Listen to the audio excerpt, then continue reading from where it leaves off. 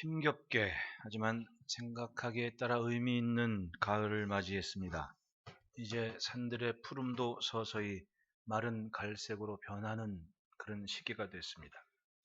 세계를 멈춘 감염병 앞에 무력한 인생임을 깨닫는 시간을 보냈습니다.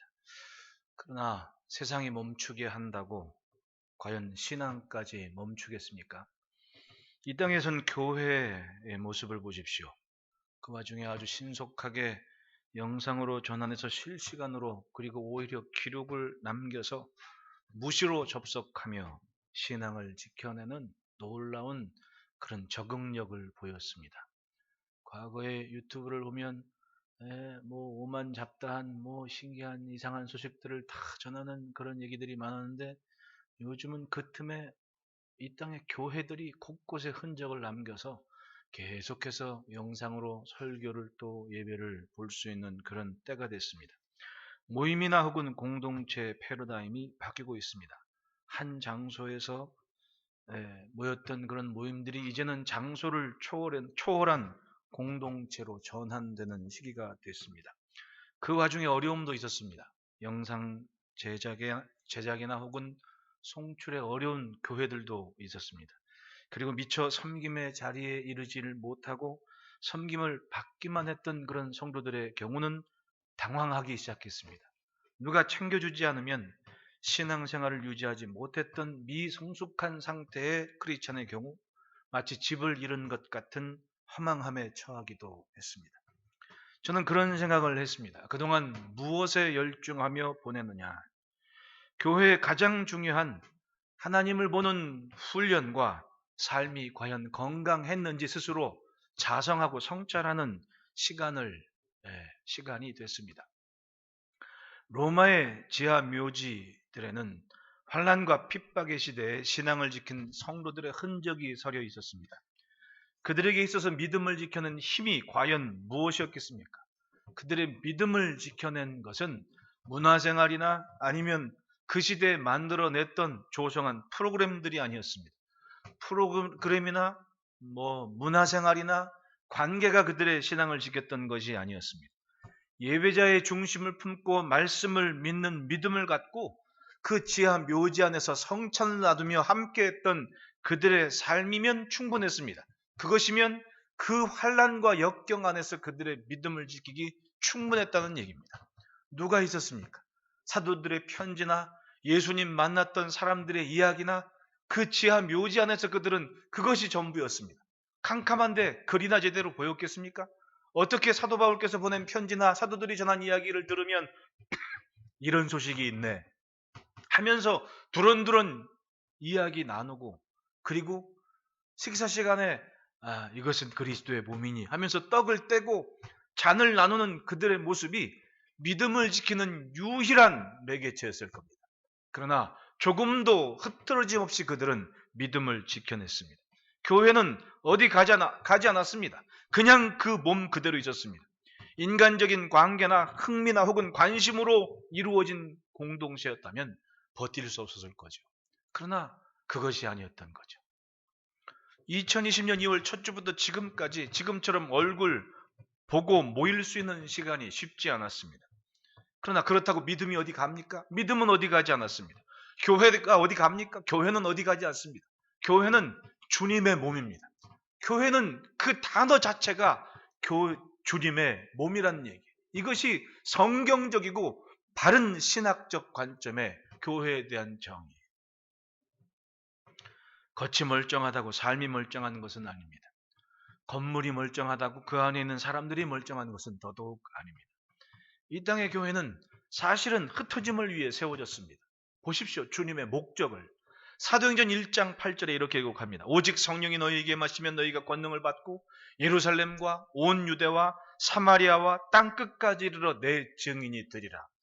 예수님께서는 이미 세워진 교회가 땅끝을 바라고 흩어지는 그 모습을 보고 계셨습니다. 교회가 향해야 될 곳은 바로 세상의 끝이라는 말씀이에요. 이게 쉽겠습니까? 어려워요. 당장에 헤쳐나갈 것이 얼마나 많습니까? 잠깐 보질 못했다고 해서 믿음이 오락가락하고 울그락불그락하고 중심이 식어진다면 그 힘의 공급원이 잘못됐다는 거 아닙니까? 내 뿌리가 뭔가 잘못됐다는 거예요.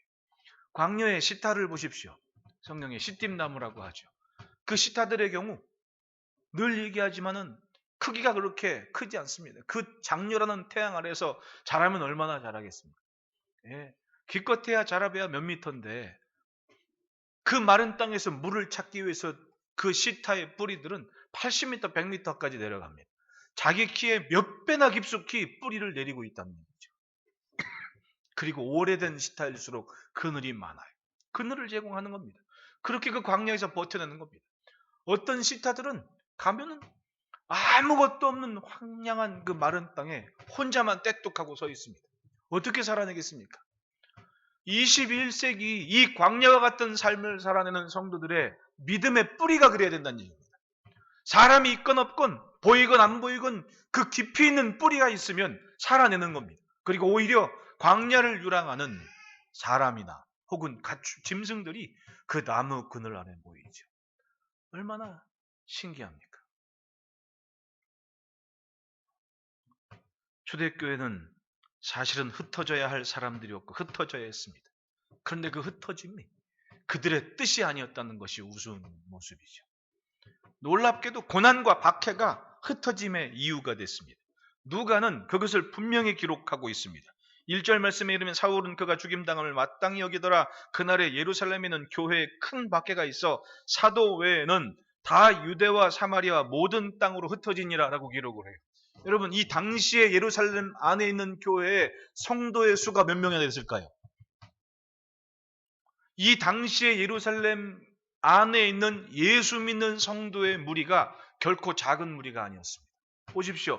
오순절 마가의 나락방에서 120문도가 모여서 성령 충만을 받고 기도하며 사도들, 가룟 유다가 죽었으니까 마띠아를 제비 뽑아서 사도들을 보충했고, 그리고 그 사도들이 당장에 광장에 나가서 우리가 예수를 죽였노라고 유대인들에게 너희가 예수를 죽인 거라고 설교했을 때 몇 명이 세례 받았다 그래요? 처음에 5,000명이 세례를 받았다 그래요. 그러면 예루살렘 교회의 초기 모임이 몇 명이 됐다는 얘기입니까? 120명에서 갑자기 5,000명이 됐다는 거예요. 그 다음 또 사도 베드로께서 설교를 한 시간 3,000명이 세례를 받았다 그래요. 그러면 예루살렘 교회 초기 예루살렘 교회 성도의 교세가 몇 명이라는 얘기입니까? 세례교인만 8,000명이 됐다는 얘기 아니에요. 그럼 그 세례교인 8,000명과 성전에 오면 같이 모이는 시간에 아들 데려오고 딸 데려오고 부인 데려오고 엄마 아빠 데려오고 그렇게 모이면 초기 예루살렘 안에 있는 예수 믿는 교회의 무리가 몇 명이 모였다는 얘기예요. 적어도 몇만은 됐다는 거 아닙니까? 그런데 여러분, 역사가 요세푸스의 기록에 의하면 예루살렘 교회 안에 평시 모일 수 있는 인구가 4만에서 8만이라고 해요. 명절이 되면 18만 이렇게 넘어간다고 얘기하지만은 보십시오. 몇만 모이지 않는 예루살렘 안에 예수 믿는 사람이 약 2만 이상 모여 있으면 얼마나 그 세력이 위세가 있겠냐고. 이미 초대형 교회가 예루살렘 안에 시작됐다는 얘기입니다. 얼마나 그 위세가 당당했으면 유대인들이 예수 믿는 사람들을 핍박하고 박해할 그런 이유를 찾겠냐고. 그게 박해의 이유가 됐던 거예요. 그러면 도대체 이 사람들은 왜 박해를 당했을까? 예수의 이름으로 모여서 예수님의 뜻을 품었다면 예수님 승천하실 때 뭐라고 얘기합니까? 너희 가운데 하늘로 올리우신 그 예수는 본 그대로 오시리라. 이 말씀 때문에 자신들이 살아있을 때 예수님 오실 것을 믿는 사람들이 많았습니다. 곧 오실 거라고. 그러면 예수님 오실 시간이 불과 10년, 20년, 30년 안에 다시 오실 걸 믿는 사람들이 그 시대 교회의 신앙이었던 거예요. 다시 오실 주님을 믿는 그 제한이. 그렇다면 그들이 생각해야 될 것이 뭡니까? 그들은 온 유대와 사마리아와 땅끝까지 이르러 내 증인들이란 그 말씀을 지켜야 할 책임이 당대에 있었던 거예요. 그런데 모이기에 열심 낸 그들이 그거 했어요, 안 했어요? 안 하고 있더란 얘기죠. 이게 문제였던 거예요. 결국은 외부로부터의 박해가 이들이 사명을 감당하는 교회로 이끌어가는 원인이 됐던 거죠. 4절 보십시오. 그 흩어진 사람들이 두루다니며 복음의 말씀을 전할세. 1절에 교회에 큰 박해가 있어 흩어진 사람들이 결국은 흩어지며 두루다니며 복음의 말씀을 전했다고 얘기합니다. 몇만이 모였던 교회가 뭐라고 얘기해요? 1절에 사도 외에는, 즉 12명 말고는 다 흩어졌다는 거 아니에요. 12명을 빼고는 다 흩어져야만 됐습니다. 몇만이 모이면 뭐합니까? 사명에 충실하지 않으니 결국은 이들은 박해로 인해 흩어진 무리가 돼서 두루 다녔다. 놀랍게도 흩어지면서 그들은 자신들이 감당해야 될 것이 뭔 줄 알았어요. 바로 복음을 전하는 일이었다. 이것이 본문의 이야기입니다. 큰 박해로 인해 흩어진 사람들이었습니다. 그런데 복음의 말씀을 전하는 여정이 됐습니다. 할렐루야. 여러분, 세상을 다스리는 분이 하나님이신 것, 하나님의 통치를 믿는다면 아멘 합시다. 합력하여 선을 이루게 하시는 하나님, 하나님이 하시는 일이라는 겁니다. 상황이 어찌됐든 삶을 이끌어가는 하나님을 믿으시기를 축복합니다. 하나님이 하시는 일을 우리는 믿어야 돼요. 보십시오. 땅이 복돼서 복된 것이 아니에요. 복 있는 사람이 살아서 그 땅이 복된 땅이 되는 거지. 믿으십니까? 그러면 이 땅을 사는 사람들이 도대체 무엇을 하고 살아야 되느냐? 그것이 시대의 교회가 나타내야 될 모습이라는 거예요. 하나님과 소통하고 그리고 사명을 품고 흩어지고 그것이 교회가 감당할, 성도가 감당할 삶의 모습입니다. 본문의 스데반 집사 7장에 보면 스데반 1절에, 본문 1절에 사도들은 그가 죽임당함을 마땅히 여기더라. 누굽니까? 스데반 집사가 순교한 모습이죠. 그 시대의 교회가 교회 본연의 모습을 갖도록 힘찬 에너지가 됐던 분이 바로 이 스데반 집사의 죽음이었습니다. 죽음 앞에서도 당당했고 멋졌습니다. 품은 것만큼 멋졌습니다. 6장 15절 말씀에 공회 중에 앉은 사람들이 다 스데반을 주목하여 보니 그 얼굴이 천사의 얼굴 같더라라고 얘기를 해요. 이야기는 그렇습니다.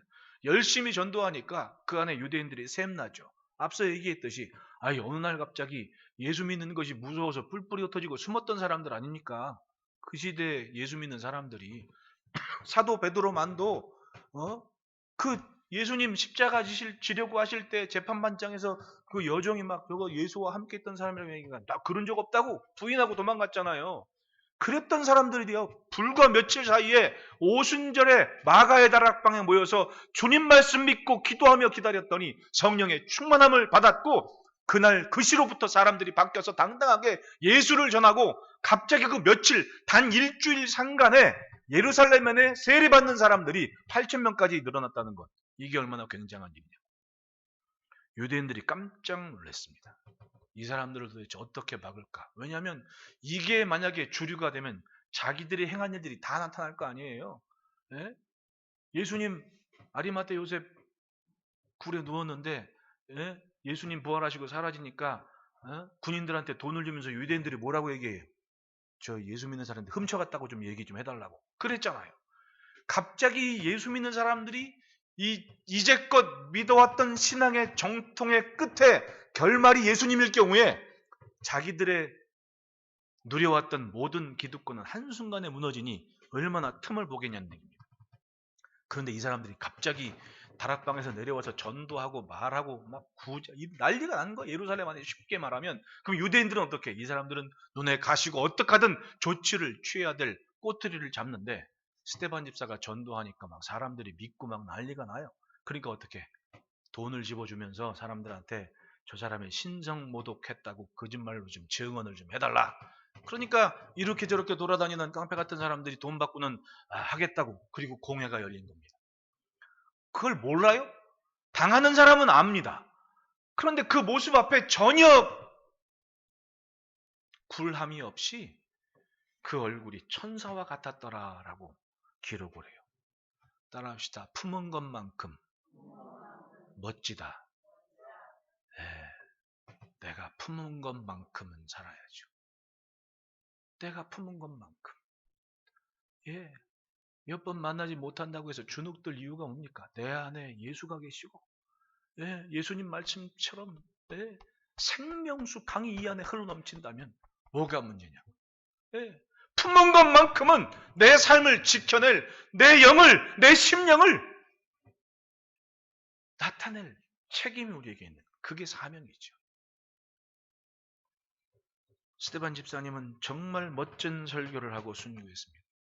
사도행전 7장을 보면 아브라함부터 예수님까지 함축적으로 설교를 해요. 그러니까 창세기부터 복음서까지 읽기 힘들면 일단 사도행전 7장부터 한번 읽어보세요. 기가 막히게 하나의 줄이 딱 한 장으로 표현되지. 이게 스테반 집사님의 가장 성경적인 설교예요. 네, 기가 막히게 말씀하셨습니다. 그리고 돌에 맞아 죽으신 거예요. 사도행전 7장 54절에 그들이 이 말을 듣고 마음에 찔려 그를 향하여 이를 갈거느리라는 구절이 있죠. 얼마나 명설교를 했으면 마음에 찔렸을까요? 네? 그 설교는 다른 게 아니에요. 이제까지 아브라함부터 믿어왔던 믿음의 완성이 바로 예수님이었다라는 이야기를 하고 있는 겁니다. 그런데 유대인들은 그걸 듣고 마음에 찔렸다는 거예요. 예, 진리이기 때문에 마음이 움찔했습니다. 그런데 어떻게? 그걸 인정하면 예수를 인정한 순간 자기의 모든 것이 무너지니 이 기득권을 가진 사람들은 마음에 찔려 그를 향하여 이를 갈았다고 해요. 보십시오. 말씀을 품고 살면 그 선곳이 생명의 땅으로 변하게 되어 있습니다. 감염병 때문에 못 만나고 아쉽지만 사명은 여전한 거예요. 그것이 바로 우리의 삶이 아닙니까? 초대교회 성도들의 가슴에는 주님의 말씀이 살아있었고 그것이 사명에 대해 타오르고 있었습니다. 그들이 예수님처럼 시대의 미랄이 된 겁니다. 따라합시다. 믿은 대로 담는다. 그래서 빌립 집사는 사마리아로 간 거 아니에요. 예? 박해를 피해 사도들을 위해 다 흩어지는데 그 빌립 집사가 어떤 사람이에요? 스데반 집사와 아울러서 예수 믿는 사람들을 대표해서 돕기 위해서 교회 안에 세워진 일꾼들 아닙니까? 이 사람들까지도 다 흩어지는데 빌립 집사는 굳이 사마리아 성으로 간 거예요. 사마리아가 누가 갔던 곳입니까? 요한복음 4장에 몇 주 전에 봤죠. 예수님이 굳이 그곳을 가시겠다고. 그러니까 빌립 집사의 마음에는 예수님이 걸으셨던 그거를 걷고 싶은 마음이 있었을까요? 없었을까요? 있었으니까 거리로 갔을 거 아니냐. 그 얘기를 지금 하고 있는 겁니다. 믿음은 세상에 주눅들지 않습니다. 시대에 넘어지지 않습니다. 생명을 품었기 때문에 반드시 그 생명을 나타내게 하십니다. 그것이 흩어진 사람들을 통해 하나님께서 하신 역사입니다. 그 흩어진 사람들을 통해 이루신 하나님의 역사를 보십시오. 첫째, 따라합시다. 하나님께서 뿌리셨다. 1절 말씀에 사울은 그가 죽임당함을 마땅히 다 그날에 예루살렘에 있는 교회에 큰 박해가 있어 사도 외에는 다 유대와 사마리아 모든 땅으로 흩어지니라 라고 얘기를 해요. 여기 흩어지니라라는 단어 디아스페이로라는 이 단어는 전치사 디아 무엇을 통하여 그리고 스페이로 잭스페로가 아닙니다. 모르시는구나. 우리 성도들은 영화를 잘 안 보시는 것 같아. 이 잭스페로 하면 딱 알아듣던데 그 해적 발음은 비슷하지만 헬라어의 이 스페이로라는 단어는 뿌리다라는 뜻이에요. 그러니까 직역을 하다 보면 뿌리는 것을 통해서 혹은 뿌리는 것 때문에 라는 단어거든요. 마치 이 누가의 시선에 큰 박해 때문에 흩어지는 교회의 모습을 누가의 시선에서는 하나님의 손으로 본 거예요. 어떤 거? 마치 하나님께서 무엇인가를 뿌리는 것처럼 봤다는 얘기입니다. 그것을 흩어지는 모습으로 묘사를 한 거예요. 결국은 초대교회 성도들이 흩어진 사람이 된 것은 하나님께서 마치 농사하듯이 무엇인가를 이 땅에 뿌리신 거예요. 마태복음 10장 예수님이 천국 비유하실 때 씨 뿌리는 자의 비유를 말씀하셨죠. 천국을 뿌리신 거다. 우리나라는 기후도 좋고 땅도 좋기 때문에 벼농사를 하지만 땅이 안 좋고 기후가 좀 이렇게 좋지 않은 그런 땅에서는 주로 밀농사를 해요. 그러니까 밀이 막 사방에 퍼져 있었고 농사 지을 때 밀 씨앗을 뿌리는 것은 개간을 하거나 이런 것이 아니라 뿌리는데 그 상황에 따라 돌밭도 될 수 있고 길가도 왜 천지에 그냥 막 자라는 게 밀이었거든요. 그때 고대 사회에서는. 그러니까 밀농사 생각하면 된다는 거죠. 결국은 하나님께서 뿌리시는 거예요. 그 농사 짓듯이 이것저것. 그런데 좋은 땅에 뿌려진 씨앗은 30배, 60배, 100배의 결실을 한다는 것이 예수님의 천국 비유였던 겁니다. 그러니까 예수님께서 누가의 시선하는 마치 그 모습처럼 예수님의 씨 뿌리는 자의 비유처럼 뿌리신 거예요. 그 처음은 예수님이 뿌려주신 겁니다. 하늘의 미랄이 뿌려진 거예요. 요한복음 12장 24절에 내가 진실로 너희에게 이르노니 하늘의 밀이 땅에 떨어져 죽지 아니하면 하늘 그대로 있고 죽으면 많은 열매를 맺느니라. 하나님께서 예수님을 이 땅에 뿌리셨습니다. 심으셨습니다. 그리고 예수님은 그 하나님에 대해서 순종해서 죽어졌다는 거예요. 그냥 그대로 있는 것이 아니라 말씀에 순종하며 그 뜻을 이룬 마지막 몸부림까지 하나님의 뜻을 붙잡고 뿌려진 씨앗의 사명을 감당했더니 거기서부터 결실을 하기 시작합니다. 사도들이, 시대의 교회가 시작됐던 거죠. 결국 복음이 그 씨뿌림에서 시작된 겁니다. 예수님께서 고통과 고난의 몸을 그 시간을 감당하시면서 죽어진 그리고 열매가 됩니다. 그러니까 누가가 바라본 시대의 그리스도인들의 삶은 하나님께서 뿌리신 씨앗들이었던 거예요. 그것이 바로 흩어진 인생들의 모습이었던 겁니다. 예수님처럼 죽어져서 많은 열매를 기대하는 삶이 됐습니다. 스데반 집사의 순교는 예루살렘 안에 있는 교회에 큰 핍박을 알리는 시작이 됐습니다. 그래서 박해가 시작된 겁니다. 사도 외에는 다 흩어진 그 시대의 교회의 모습은 말씀드렸듯이 이미 수천 수만의 무리들이 모이기 시작했습니다. 오죽했으면 유대인들이 위기감을 느끼면서 어떻게든 공격할 이유를 찾겠습니까?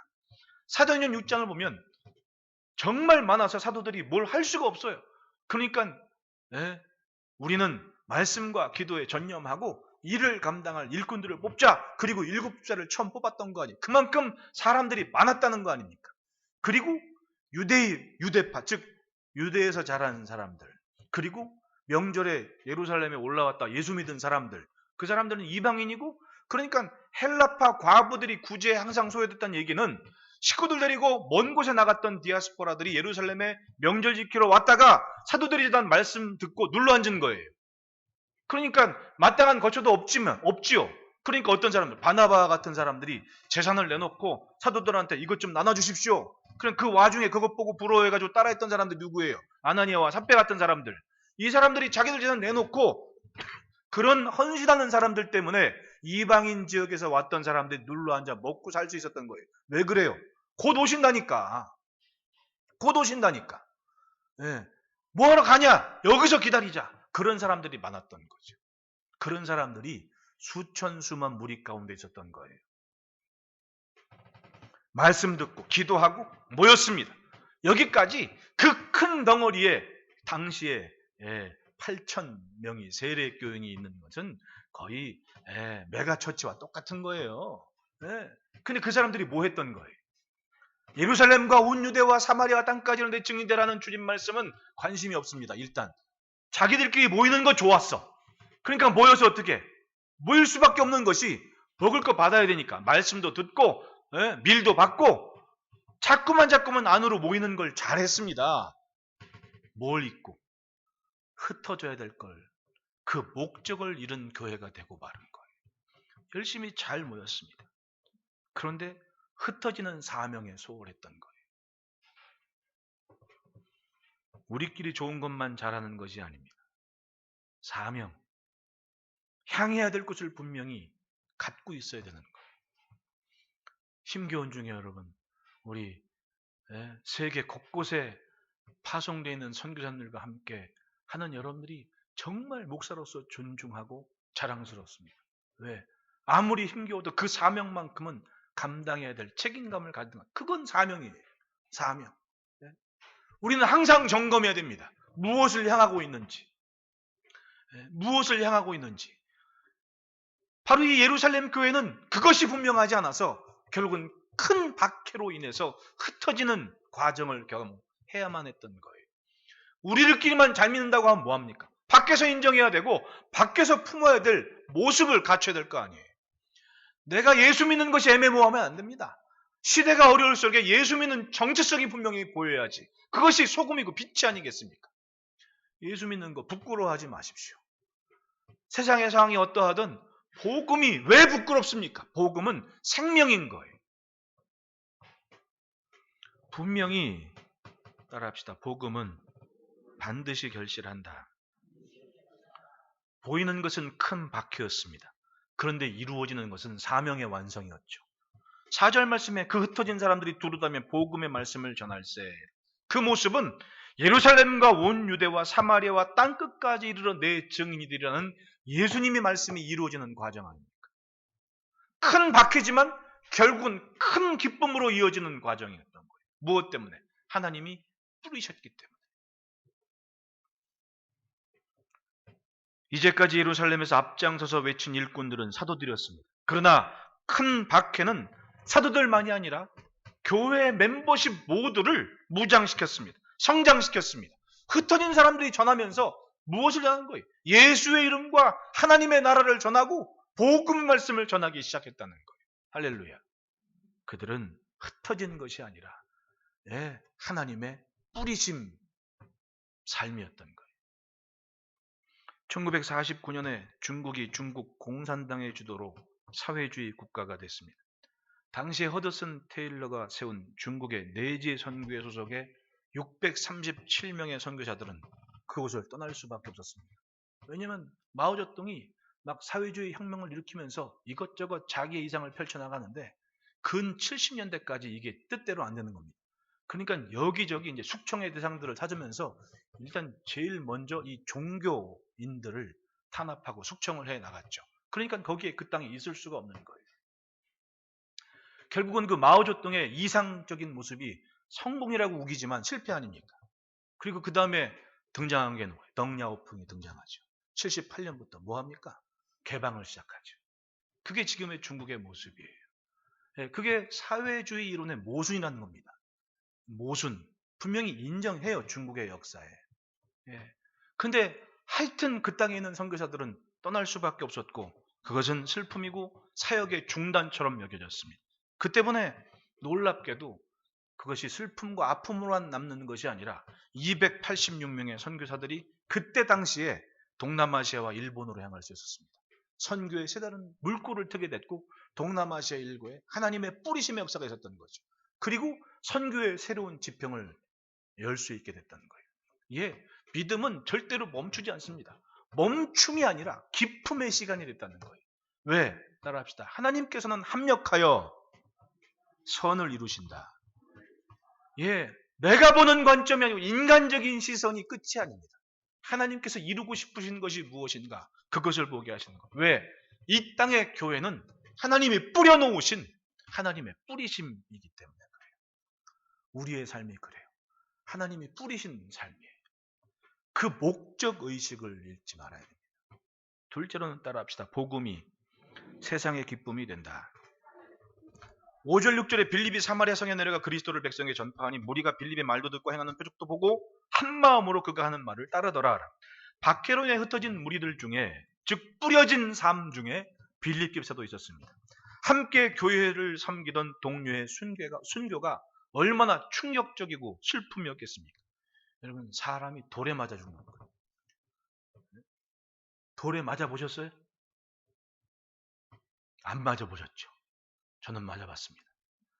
별이 번쩍하고 정신을 잃을 만한 충격이. 왜냐하면 살았던 동네가 험해가지고 저 어릴 적에는 돌싸움이라는 게 있었거든요. 막 건축 자재니 뭐니 우리 어릴 적엔 그걸 안민이라 그랬는데 안민이라는 말이 지금 생각해봐도 그 어원을 모르겠어요. 뭐 광장이나 아니면 빈터 이런 곳을 안민이라고 불렀는데 여러분들도 그랬나 모르겠습니다. 그 공터에 막 돌이나 그 채석 잠깐 돌들이 엄청 많았거든요. 근데 동네 꼬마아이들이 그걸 돌을 던지기 범위를 정해놓고 구역을 정해놓은 다음에 돌을 던지는 거예요.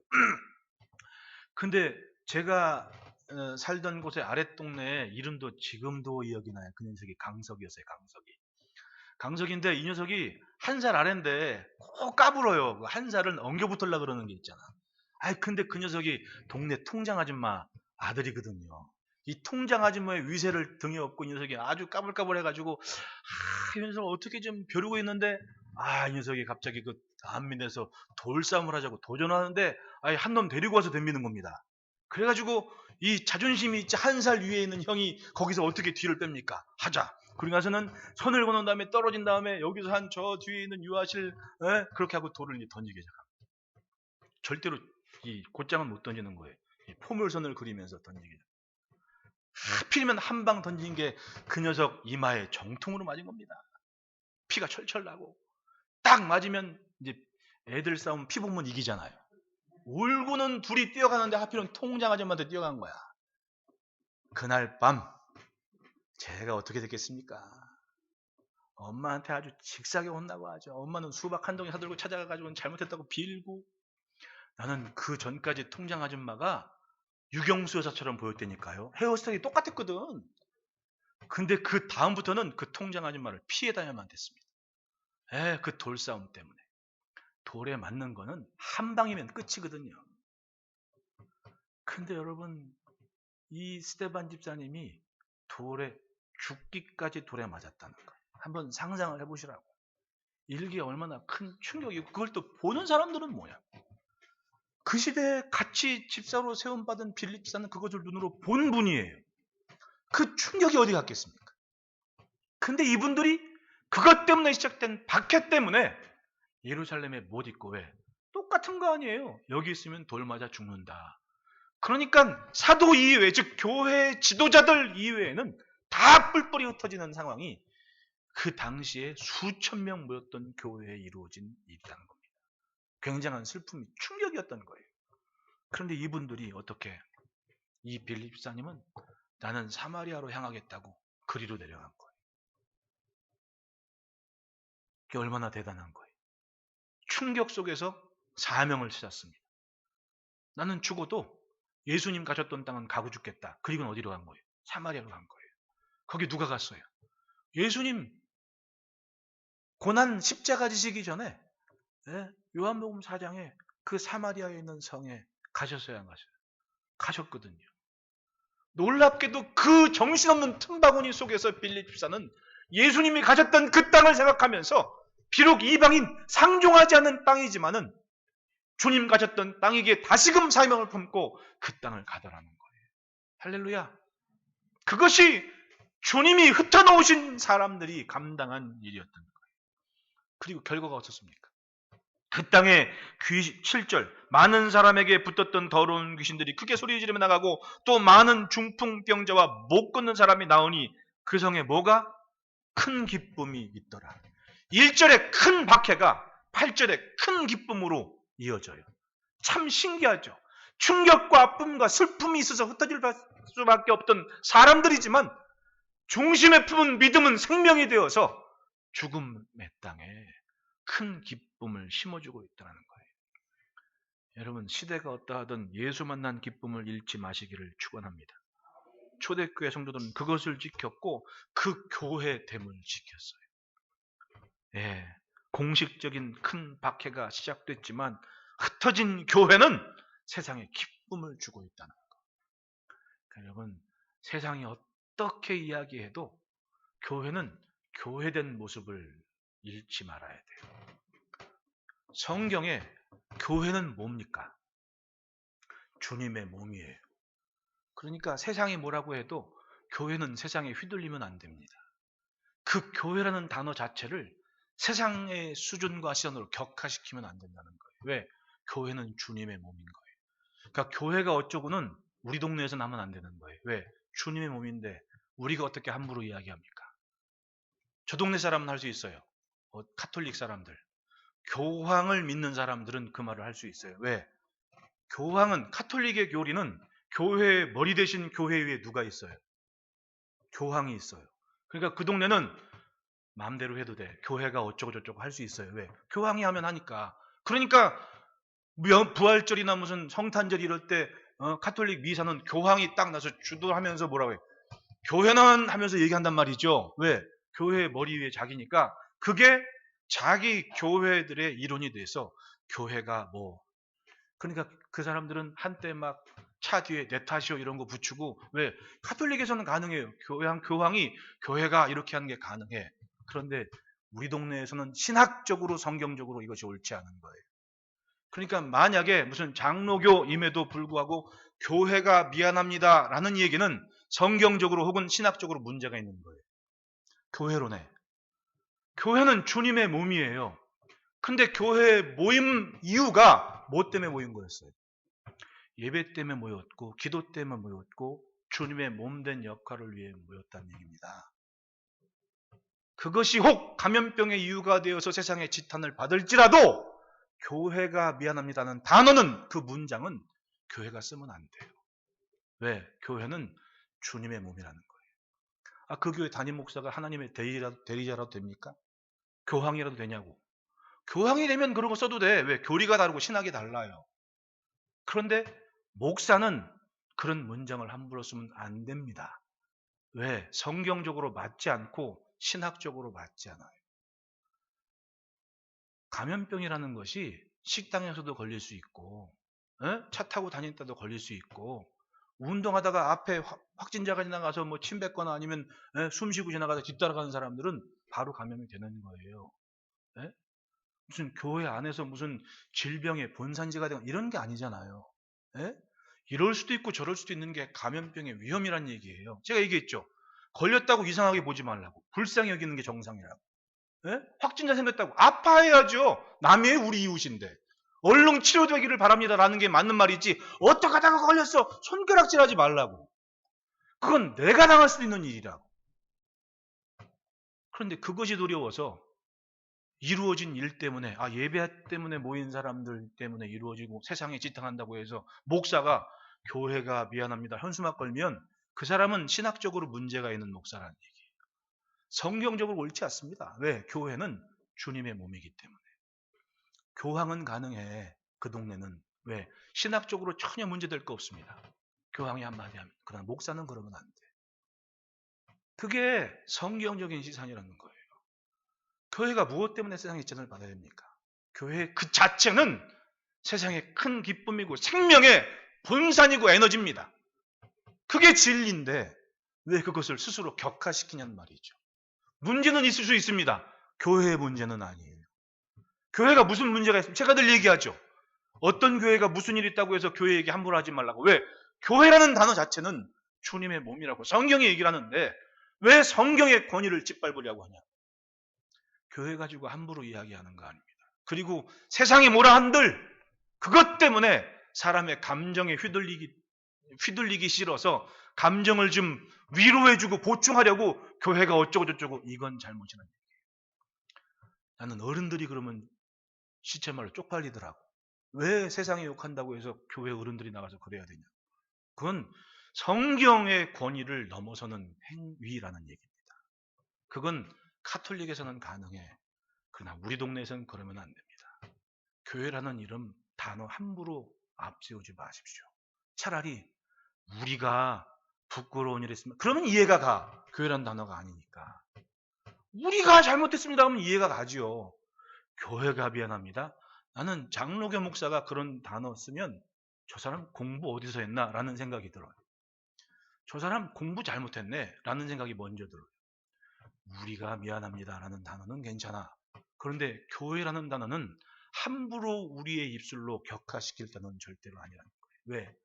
성경의 교회는 주님의 몸이고 시대가 어떤 상황이든지 항상 큰 기쁨과 생명의 이유가 교회였다는 것을 반드시 기억하시기를 바랍니다. 적어도 저와 함께 성경 붙잡고 사는 여러분들은 이 성경적 자긍심과 자존심만은 잃지 마십시오. 어디 가서 함부로 교회가 어쩌고저쩌고 하면 안 됩니다. 교회가 미안합니다. 그건 저쪽 동네에서 하는 얘기예요. 우리 동네에서는 절대로 그런 말 하면 안 됩니다. 왜? 무엇 때문에 모였는지가 중요하죠. 하나님의 부르심 때문에 모인 교회가 무엇 때문에 미안해야 합니까? 오히려 생명인데. 다만 관리와 실수로 인해 확진자가 생긴 것에 대해서는 그건 우리가 사과할 일이지 교회가 미안할 일은 아니라는 거예요. 구분을 해야 됩니다. 주님 앞에 이 기쁨을 지키는 것이 얼마나 힘듭니까? 복음이 문제가 아닙니다. 복음은 항상 옳습니다. 교회가 문제가 아닙니다. 교회는 항상 주님의 몸입니다. 우리의 삶이 무엇을 따라가는가? 바로 그게 문제라는 거예요. 그러니까 마주보고 인사합시다. 예수 잘 믿읍시다. 그래서 셋째, 따라합시다. 세상을 깨우는 참 능력이다. 9절부터 11절에 사마리아 성에 빌립 집사가 복음을 전했을 때 이루어진 일인데 시몬이라는 사람이 전부터 마술을 행하고 사마리아 백성을 놀라게 하고 자칭 큰 자라 했다는 거예요. 게다가 그 기적을 본 사람들은 덧붙여서 사람들은 말하면 조금씩 더 붙잖아요. 그러니까 시몬은 내가 큰 자라고 이렇게까지 얘기했는데 사람들은 뭐라 그래? 10절에 낮은 사람부터 높은 사람에 다 따르며 이르되 이 사람은 크다 일컫는 뭐다? 하나님의 능력이라. 덧붙은 거예요. 자기는 그런 적 없는데 사람들이 저 사람은 큰 하나님의 능력이라고까지 얘기해 주더라는 거예요. 그런데 자, 이 사마리아 성 이 지역 사람들이 하나님을 예배하는 성전이 있었어요, 없었어요? 있었죠. 어디서? 그리심산에서. 그러니까 요한복음 4장에 사마리아 여인이 예수님 만났을 때 우리 조상들은 우리에게 저 그리심산에서 예배하라고, 당신들은 예루살렘에서 예배한다 그랬다라는 얘기를 보면 당시에 그리심산에 이 사마리아 사람들이 하나님을 예배하는 성전이 있었다 없었다? 있었다. 있어요. 지금 세겜 땅 그리심산에 주전 4세기부터 BC 4세기경에 세워진 성전터가 지금도 있어요. 외려 그곳이 예루살렘보다 더 흔적이 잘 남아있어요. 그 사마리아 그리심산에 있는 성전은요, 아직도 좌우에 낭실이라 그러죠. 낭실. 비둘기 낭자 아니에요. 비둘기처럼 구멍들이 파 있어요. 그게 누구예요? 성전에서 일하는 사람들이 기거할 수 있는 낭실들이 지금도 남아있습니다. 그러니까 오히려 더 성전의 규모를 정확히 볼 수 있는 곳이야. 그러면 빌립 집사가 이 사마리아 성 갔을 때 사마리아 사람들은 성전에서 하나님을 예배했다 안 했다? 예배하고 있었다. 그런데 이 사람들이 마술사 시몬에게 혹 빠져가지고 자기들이 뭘 먹는지 무엇을 하는지 뭘 믿는지 혼돈 상태에 있는 상황이었다는 얘기입니다. 우리도 그렇습니다. 교회를 다니지만 이상한 사람들이 있어요. 예수를 믿는다고 하지만 이상한 사람들이 있어요, 없어요? 있어요. 그래서 사이비가 있고 그래서 이단이 있는 거예요. 하나님을 예배하는 성전이 있는데 온전한 예배가 없는 그 땅에 빌립 집사가 뭐라고 가서 이야기합니까? 하나님의 나라와 예수의 이름을 전했다고 얘기하지 않습니까? 이 마술하는 사람 보십시오. 애들이건 어리건 다 모두 그 시몬을 큰 하나님의 능력이라고 추앙하고 있었습니다. 교회사에 따르면 이것이 이 시몬이 영지주의의 출발이다라고 해석을 해요. 여하튼 중요한 것은 진짜가 오면 가짜는 확실히 티가 납니다. 12절에 빌립이 하나님 나라와 및 예수 그리스도의 이름에 관하여 전도함을 그들이 믿고 남녀가 다 세례를 받으니 13절 시몬도 믿고 세례를 받은 후에 전심으로 빌립을 따라다니며 그 나타나는 표적과 큰 능력을 보고 놀라니라. 결국은 진짜가 오니까 자기가 가짜인 걸 누가 알았어요? 가짜는요, 남들이 가짜라고 얘기 안 해도 자기가 가짜인 줄 알아요, 몰라요? 안다니까. 그러니까 진짜가 올 때까지만 그냥 그런 척하고 있었던 거지. 그런데 그날이 온 거야. 그게 누구야? 빌립 집사가 와서 전하는 그 복음. 이제까지 하나님의 성전이 있고 하나님에 대해 나타난다고 하는데 자기가 그 틈바구니 나타나서 무슨 희한한 일을 하면서 사람들이 저거 하나님의 능력이라고. 왜? 사마리아 사람도 하나님 믿는 사람이었다니까요. 성전 갔던 사람들이에요, 자기들의. 근데 방향이 잘못된 거지. 왜? 진짜가 없었으니까. 그럼 놀랍게도 이 사마리아 성에 작년이 될지 몇 년이 될지 모르지만 그 3년여간의 예수님 간의 공생의 기간에 사마리아 성을 예수님이 갔어요, 안 갔어요? 가셨다니까요. 그러면 사마리아 성에 이미 예수님 때문에 기쁜 일이 있었어요, 없었어요? 있었다니까요. 그러니까 예수님 만난 사람도 있었다, 없었다? 있었다. 근데 그 예수님 얘기를 어느 날 갑자기 빌립자가 와서 장황하게 이야기를 하면서 생각을 했던 거지. 아, 그렇구나. 우리가 예수님을 만났었어. 그 순간 진짜 복음이 그 사마리아 성에 큰 기쁨이 됐다는 거예요. 할렐루야. 복음이 하나님의 능력이었습니다. 그리고 흩어진 사람들은 하나님의 참 능력이 되어서 그 땅에 큰 기쁨이 됐습니다. 할렐루야. 그렇습니다. 빌립 집사의 상황을 보십시오. 현실은 슬픔과 아픔과 고난이었습니다. 그 길이 얼마나 참 자존심 상하고 아프고 괴로운 길이었겠습니까? 그런데 그에게 중요한 것은 뭐였어요? 자신의 정체성. 내가 누구냐? 내가 초대 예루살렘 교회의 집사다. 내가 누구를 만나느냐? 누구를 믿느냐? 예수를 만났고 예수를 믿었다. 스데반 집사는 아브라함부터 예수님까지 장황하게 설교하고 선교했다. 그것이 그 시대의 성도들이 믿은 하나님의 말씀의 완성 아닙니까? 그리고 들은 그 말씀을 가지고 그 흩어진 길이 사명의 길이 되어서 이방인 지역이었던 예수님이 가졌던 그 땅 사마리아에 큰 기쁨이 됐다는 것. 현실은 아픔과 고통과 절망과 다침 같아 보이지만은 하지만 그 길은 분명히 하나님이 뿌리신 길이었고 흩어진 사람들은 그들이 가는 곳곳마다 큰 기쁨이 됐다는 것. 고난과 장애가 장벽이 되지 않았습니다. 딛고 넘어서야 할 디딤돌이 됐던 거예요. 할렐루야. 따라합시다. 큰 박해가 큰 기쁨이 되었다. 흩어진 사람들이 이루어낸 일입니다.